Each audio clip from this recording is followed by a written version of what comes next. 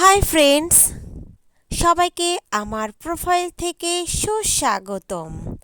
আজকে আপনারা দেখতে পারবেন হাঁড়ি গুড় দিয়ে কিভাবে মোয়া পাকানো হয়। প্রথমে গুড় চুলায় দিয়ে সামান্য একটু পানি দিয়ে সেটাকে গরম করে নিয়ে কিছুক্ষণ ফুটলে হাত দিয়ে দেখতে হবে এটা আঠালো হয়েছে কি না। যদি আঠালো হয়ে যায় তখন মোয়া পাকানোর উপযুক্ত হয়ে যাবে। আর তারপরে গুড় নিয়ে মোয়া দিয়ে এভাবে নেড়ে চেড়ে নিয়ে হাত দিয়ে আলতো করে চাপ দিয়ে দিয়ে মোয়াগুলোকে গোল করে নিতে হবে। দেখুন, আমাদের ভিডিওর মতো করে আপনারাও চেষ্টা করতে পারেন। আমি কোনো কাজে না, আমি শুধু ভিডিও করতে পারি। আর তাড়াতাড়ি করে টুনির হাতে ছোট হাতের মোয়াটা আগে দেখি। ছোট মনি, তুমি তাড়াতাড়ি ভালো করে মোয়া পাকাও।